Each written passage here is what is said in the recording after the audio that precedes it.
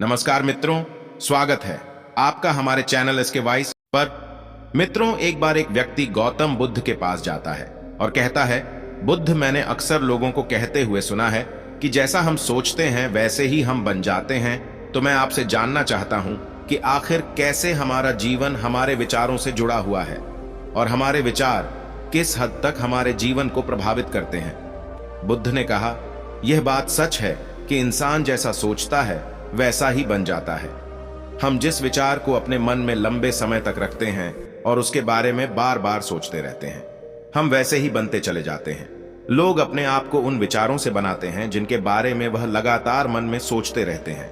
इंसान का चरित्र भी उसके विचार ही बनाते हैं। अगर विचार अच्छे हैं तो चरित्र भी पवित्र होगा, और अगर विचार ही दूषित है तो चरित्र भी बुरा ही बनेगा। अगर तुम ध्यान से देखो तो पाओगे कि तुम्हारे जीवन का हर पहलू तुम्हारे किसी न किसी विचार से जुड़ा हुआ है। तुम जो भी हो, अपने विचारों की वजह से अब तुम्हारे विचार अच्छे हो या बुरे, यह तुम्हारे जीवन को किसी न किसी रूप में या तो अच्छा बना रहे हैं या बुरा। हम जैसी सोच रखते हैं हमारा चरित्र भी वैसा ही बन जाता है। जिस प्रकार बिना स्वस्थ बीज के कोई पेड़ नहीं उग सकता, उसी प्रकार अच्छे विचारों और अच्छे चरित्र के बिना कोई इंसान सफल नहीं बन सकता। और अगर उसके विचार नकारात्मक है तो वह अपने जीवन को गलत दिशा की ओर मोड़ देगा। इसी प्रकार हम अपने जीवन में अपने विचारों और कर्मों के माध्यम से बहुत से बीज बोते हैं, और उस बीज का फल या तो हमें दुख दे सकता है या सुख। अगर हमने सकारात्मक विचारों के बीज बोए थे तो हमें सफलता और खुशी मिलेगी, लेकिन अगर बुआई के बीज नकारात्मक विचारों की थी तो असफलता और मन दुखी होने लगेगा। तुम जिन लोगों को सफल और महान समझते हो, वो लोग यहां तक ऐसे ही नहीं पहुंचे। उन्होंने अपने विचारों पर नियंत्रण रखकर अपने चरित्र को ऐसा गठित किया था, और इसी चरित्र के बल पर ही वह महानता की ऊंचाई को छू पाए। तो असल में तुम्हारे अंदर जैसे विचार हैं, तुम बाहर भी वैसे ही रहोगे। अगर तुम्हारे अंदर दूसरों के लिए गुस्सा है, जलन है, नफरत है, तो तुम्हें बाहर भी वही मिलेगा। तुम्हें ऐसे ही लोग मिलेंगे जो तुम्हारे साथ भी करेंगे। लेकिन अगर तुम्हारे अंदर प्रेम है, शांति है, करुणा है, तो वैसे ही बनते चले जाओगे और तुम्हें बाहर भी यही सब मिलेगा। और ऐसे विचार रखने वाले लोगों को सम्मान और प्रेम दोनों करता है। असल में इंसान खुद ही अपने जीवन का निर्माता है। वह इसे बना भी सकता है और बिगाड़ भी सकता है। इंसान अपने कर्मों और विचार के द्वारा ही अपने चरित्र को बनाता है, अपने समाज को बनाता है, अपनी किस्मत को बनाता है। व्यक्ति ने कहा, लेकिन गुरुजी, मैं अपने विचारों के द्वारा खुद को बेहतर कैसे बना सकता हूं?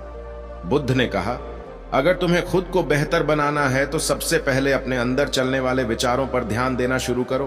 तुम्हें ध्यान से देखना होगा कि दिन भर तुम क्या सोच रहे हो। कहीं तुम मन ही मन दिन भर लोगों की बुराई और उनके प्रति नफरत उन्हें पाल रहे हो।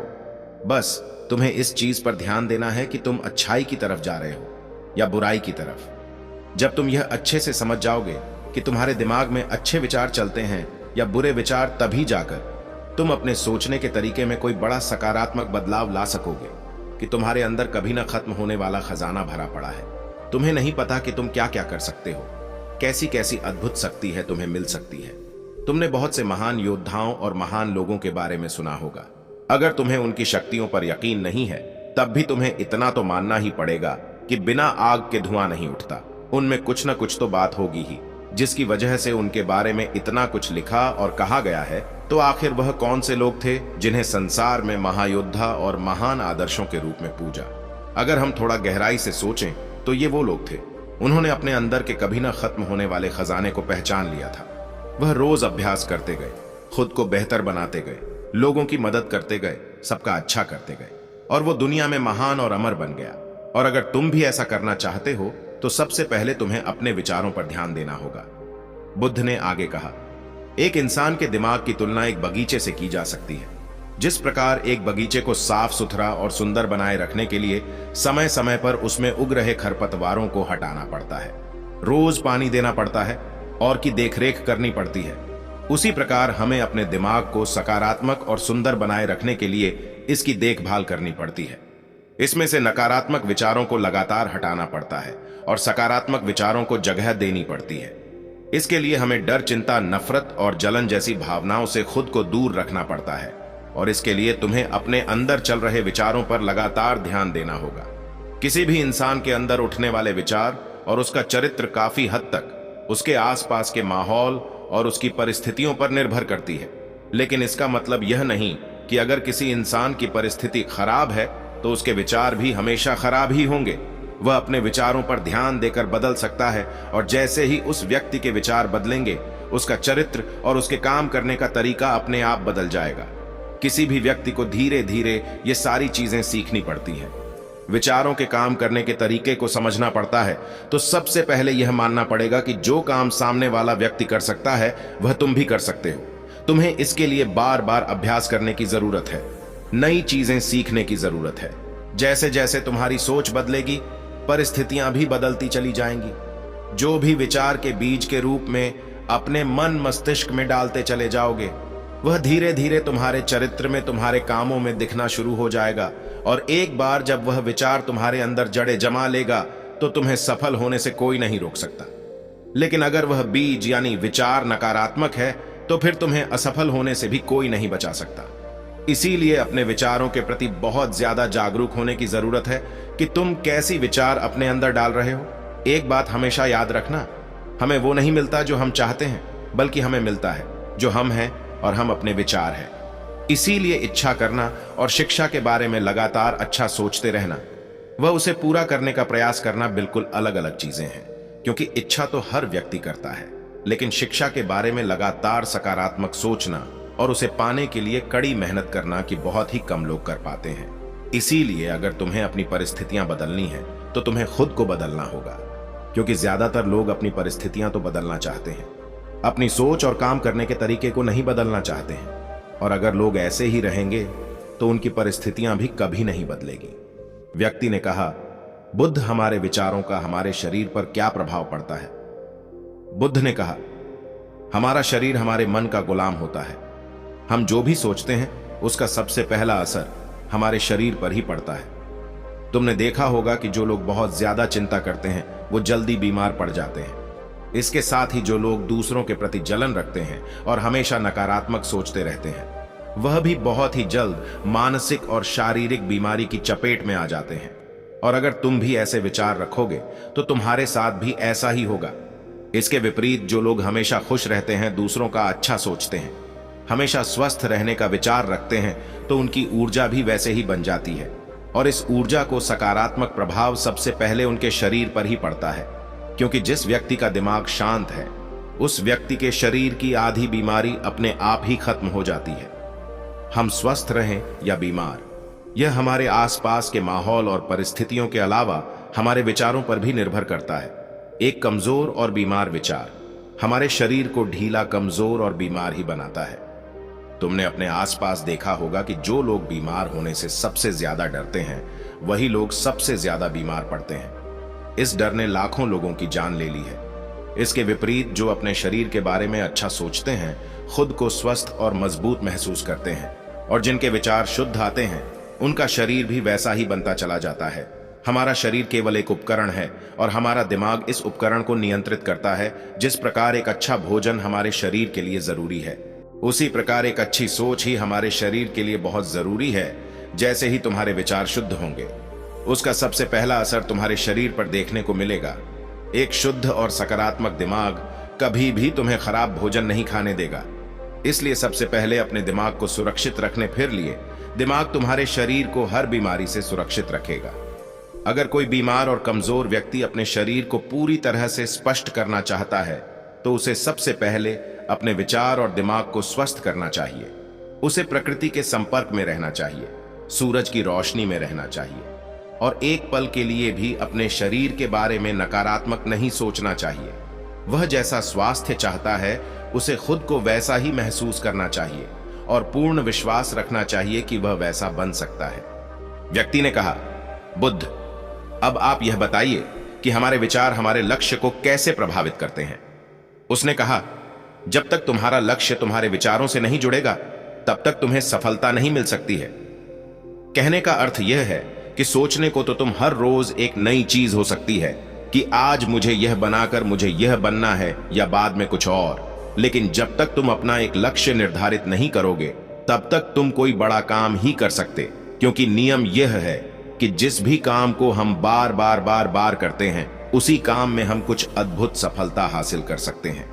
और अगर तुम हर दिन अपना लक्ष्य गलत होगा तो कहीं भी नहीं पहुंचने वाले। इसीलिए तुम्हारी जिंदगी का एक निश्चित लक्ष्य होना चाहिए और तुम्हें पूरी मेहनत और लगन के साथ उस लक्ष्य को पूरा करने का प्रयास भी करना चाहिए। और इसके लिए तुम्हें अपने सारे विचारों को अपने लक्ष्य के प्रति एकाग्र करना होगा, वरना तुम्हारे विचार बिखर जाएंगे। और हो सकता है कि जब तुम एक बार असफल हो जाओ या शुरुआत में तुम्हें कोई सफलता न मिले तो तुम्हारा मन दूसरों को देखकर सोचने लगे कि यह काम आसान है, जब इस काम में सफल हो सकता है तुम्हें भी सफल होकर अच्छा धन और नाम कमा सकता हूं। और हो सकता है कि इस काम में भी सफल होकर तुम दूसरी तरफ भाग जाओ और ऐसा करते करते तो बहुत से काम करना, लेकिन शायद तुम एक भी चीज में सफल नहीं हो पाए। इसीलिए सबसे पहले तुम्हें कोई एक चीज सुनिश्चित करनी ही पड़ेगी, तभी जाकर तुम्हारे विचार एक काम की तरफ केंद्रित हो पाएंगे। अब तुम्हारा वह लक्ष्य कुछ भी हो सकता है, चाहे मानसिक शांति प्राप्त करना हो या अमीर बनना, लेकिन याद रखो लक्ष्य वो चीज है जो तुम्हारे विचारों को एक दिशा में केंद्रित कर सकता है। अगर वो अपने लक्ष्य को हासिल करने में बार बार असफल हो रहा हो तो इसका मतलब यह नहीं कि तुम उसे हासिल नहीं कर सकते हैं, बल्कि इसका मतलब यह है कि तुम्हारा लक्ष्य को हासिल करने का तरीका गलत है। तो तुम्हें अपने लक्ष्य को नहीं बल्कि अपनी सोच और अपने काम करने के तरीके को बदलो नहीं। अगर तुम ऐसा करते हो तो तुम धीरे धीरे से अपने लक्ष्य तक पहुंच जाओगे। कभी भी असफलता से डरना मत। अगर तुम्हें कुछ बड़ा हासिल करना है तो तुम्हें अंदर से बहुत मजबूत बनना पड़ेगा, क्योंकि चाहे तुम कुछ भी करो लोग अक्सर तुम्हें अपनी बातों से कमजोर और हताश करने की कोशिश करेंगे। तो अगर तुम घबरा गए तो अपने किसी भी लक्ष्य में सफलता हासिल नहीं कर पाओगे, क्योंकि डर तुम्हारी हर आशा और उम्मीद को खत्म कर देता है और तुम्हारे हर विचार सिर्फ तुम्हारे डर तक ही सिमट कर रह जाएंगे। और डर कर तो मान्यता खुद को शारीरिक और मानसिक रूप से बीमार कर लोगे। तब जाकर तुम्हें समझ आएगा कि तुम अपने झूठ के एहसास में कितनी बड़ी गलती कर चुके हो, और फिर तुम्हारे लिए उस हालात से खुद को बाहर निकाल पाना बहुत ही मुश्किल होगा। इसीलिए सबसे पहले एक लक्ष्य बनाओ ताकि तुम्हारे विचार उसकी तरफ एकाग्र हो सके। उसके बाद बार बार असफल होने पर भी डरो मत, क्योंकि लक्ष्य की प्राप्ति का एक हिस्सा ही हो। और पूर्ण भरोसा रखो कि तुम सफल जरूर होंगे और एक दिन तुम हो जाओगे। व्यक्ति ने कहा, बुद्ध विचार और मन की शांति का क्या संबंध है? बुद्ध ने कहा, मन की शांति का वह खजाना है जिसे दुनिया के एक से एक प्रसिद्ध लोग भी हासिल नहीं कर पाते, और जिसने यह खजाना हासिल कर लिया दुनिया का सबसे खुशनसीब इंसान है। वह लोगों की भीड़ में सबसे अलग नजर आता है। यह कहने में जितना आसान लगता है, असल में यह उतना आसान है नहीं। मन की शांति को केवल लंबे समय तक आत्मनियंत्रण के द्वारा ही पाया जा सकता है। जब कोई व्यक्ति खुद को और दुनिया को समझ लेता है, मोह और प्रेम के बीच के अंतर को समझ जाता है, उसके अंदर से नफरत और जलन जैसी भावना खत्म हो जाती है, तब जाकर एक व्यक्ति सच्चे मन की शांति को पा सकता है। और यही हर इंसान का अंतिम लक्ष्य भी है। एक अंदर से शांत व्यक्ति बुरी से बुरी परिस्थिति में भी खुद को नियंत्रित रख सकता है। जितनी मानसिक शक्ति एक शांत इंसान के पास होती है, उतनी और किसी के पास नहीं होती जिसका मन पूरी तरह से शांत हो चुका है। क्योंकि जैसे ही तुम्हारा मन शांत हो जाएगा, तुम्हारे सभी विचार शांत हो जाएंगे, और तब तुम महसूस कर पाओगे कि असल में तुम्हारा दिमाग इतना शक्तिशाली है जैसे ही तुम्हें मन की शांति मिलेगी। तुम्हें यह अनुभव होगा कि तुम्हारी मानसिक शक्ति इतनी बढ़ चुकी है कि अब तुम्हारे लिए हर काम आसान हो चुका है। जैसे भी परिस्थिति में होगे, खुद को स्वीकार करने लगोगे, हमेशा खुश रहने लगोगे। और अगर तुम्हें इस स्थिति को पाना है तो इसकी शुरुआत भी तुम्हें अपने विचारों से ही करनी पड़ेगी। अपने विचारों को नियंत्रित करता है, और अपने विचारों पर यह नियंत्रण तुम हासिल कर सकते हो सिर्फ और सिर्फ ध्यान के माध्यम से। इतना कहने के बाद बुद्ध मौन हो गए, ध्यानस्थ हो गए, और वह व्यक्ति भी उनको प्रणाम कर वहां से चला गया। दोस्तों, उम्मीद है कि आपको यह वीडियो पसंद आई होगी। मित्रों, वीडियो को लाइक, शेयर एवं कमेंट, और मित्रों चैनल को सब्सक्राइब करना अवश्य कर लें। मित्रों, वीडियो को पूरा देखने के लिए धन्यवाद।